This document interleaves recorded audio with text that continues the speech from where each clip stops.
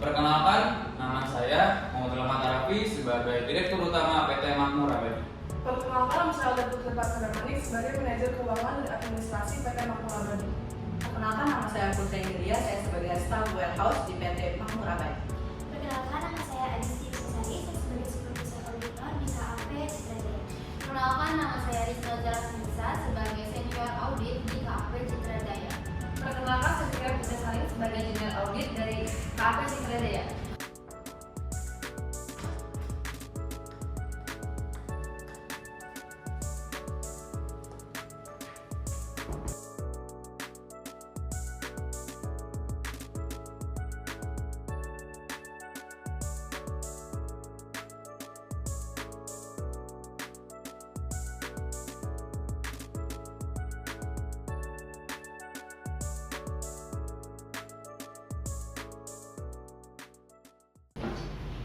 Selamat siang semuanya.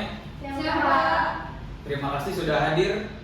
Hari ini kita akan melakukan audit terhadap penerimaan kas di perusahaan kita. Tujuannya adalah untuk memastikan bahwa semua proses yang terjadi sesuai dengan prosedur dan kebijakan perusahaan.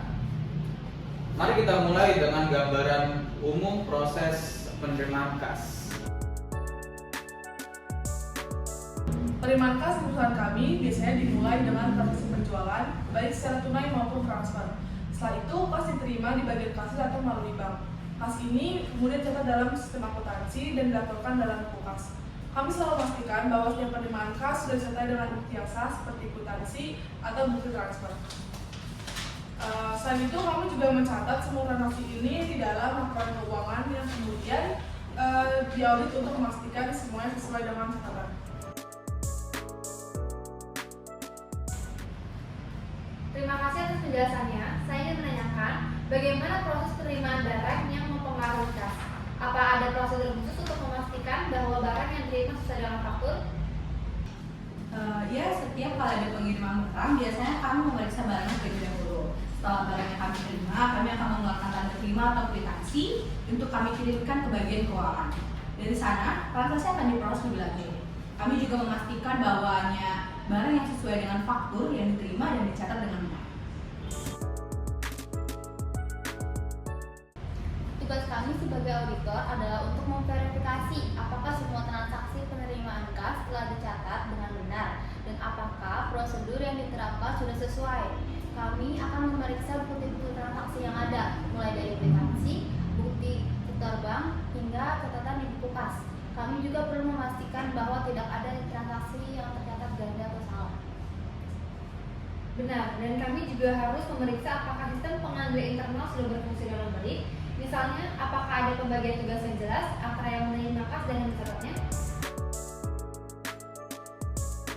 Seperti yang tadi disebutkan oleh Junior Auditor, pengendalian internal sangat penting. Misalnya, seharusnya ada pemisahan antara tugas kasir yang menerima kas dan tugas akuntan yang mencatatnya. Dengan begitu, risiko kesalahan atau penyalahgunaan wewenang dapat diminimalisir. Selain itu, penerimaan kas harus selalu didokumentasikan dengan baik dan dicatat segera setelah diterima. Jika ada transaksi yang tidak tercatat, itu bisa menimbulkan masalah. Memang penting untuk memastikan tidak adanya celah dalam sistem pengendalian internal kita. Kami ingin tahu apakah selama audit ini ada temuan yang perlu perhatian khusus.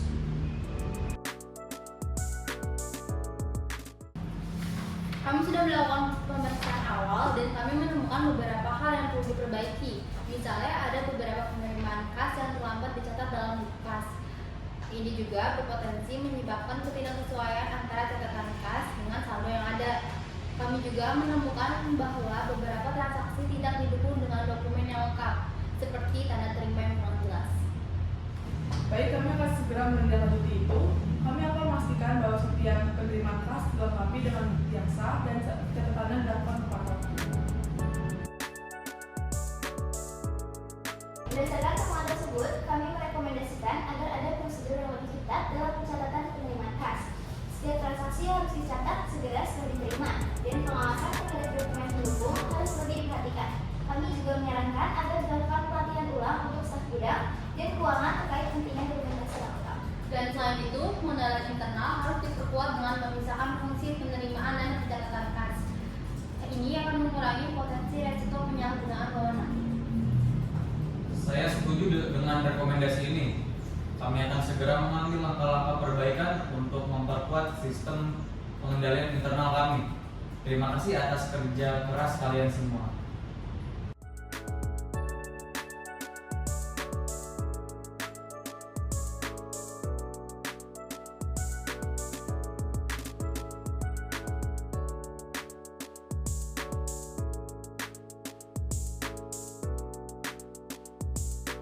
Jadi kita di sini akan melakukan sesi tanya jawab tentang pengendalian internal. Mohon dijawab dengan sesuai dengan apa yang terjadi ya Pak. Baik. Apakah manajemen keuangan memverifikasi setiap penerimaan kas dan mencatatnya dalam buku kas secara langsung setelah diterima? Tidak Bu, karena proses verifikasi penerimaan kas seringkali tertunda karena staf yang mengelola kas harus menunggu beberapa dokumen pendukung terlebih dahulu, misalnya seperti bukti transfer bank atau konfirmasi pembayaran. Terkadang pencatatan kas baru dilakukan setelah verifikasi tersebut dilakukan, yang bisa mempengaruhi kecepatan dan ketepatan catatan keuangan kas. Selain itu, terkadang kas yang diterima langsung disetorkan ke bank atau digunakan pembayaran tanpa pencatatan yang jelas di buku kas secara langsung pada saat penerimaan. Oke Bu, di sini kami jika ada barang yang tidak sesuai seperti rusak atau tidak sesuai dengan faktur, kami sudah memiliki prosedur untuk segera melaporkan masalah tersebut kepada manajer dan pengadaan atau bagian pengadaan. Barang yang bermasalah segera dipisahkan dan diserahkan ke bagian lain sampai masalah diselesaikan. Apakah setiap penerimaan barang dilengkapi dengan bukti penerimaan yang sah, seperti tanda terima atau dokumen penerimaan barang yang ditandatangani oleh penerima dari pihak yang mengirim? Kami tidak selalu mencatat penerimaan kas segera setelah diterima karena ada beberapa tahap yang harus perlu dilakukan terlebih dahulu sebelum pencatatannya resmi. Kadang-kadang juga penerimaan kas harus melalui proses rekonsiliasi dan verifikasi terhadap bukti pembayaran yang diterima seperti cek atau transfer bank. Proses ini melakukan waktu lebih lama daripada yang diharapkan. Dan pencatatan kas juga sering dilakukan setelah kami mendapatkan seluruh bukti dan verifikasi yang lengkap. Selain itu, pada beberapa transaksi besar, kami juga perlu menunggu konfirmasi dari pihak bank atau pihak ketiga terkait agar transaksi tercatat dengan benar. Apakah ada pengendalian terhadap penerimaan kas melalui hal elektronik atau transaksi non tunai, misalnya transfer bank?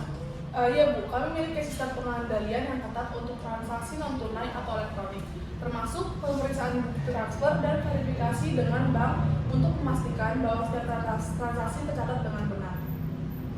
Tidak Ibu, kami terkadang tidak mendapatkan tanda terima yang sah atau dokumen penerimaan barang yang ditandatangani oleh pihak yang mengirim. Beberapa pemasok atau pengirim tidak memberikan tanda terima atau bukti yang lengkap pada saat barang yang diterima. Kadang-kadang juga hanya surat jalan atau dokumen yang ada, tetapi tidak ada tanda terima resmi yang mengonfirmasi penerimaan barang oleh gudang. Ini juga mengakibatkan kekurangan dokumentasi resmi yang dapat menjadi masalah saat proses verifikasi dari bagian keuangan atau saat dilakukannya alih.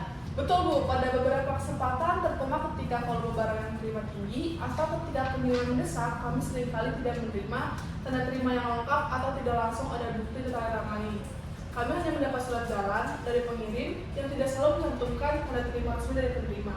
Hal ini terutama terjadi saat pengiriman dalam jumlah besar atau pada akhir pekan, di mana proses administrasi tidak selalu dapat dilakukan dengan segera.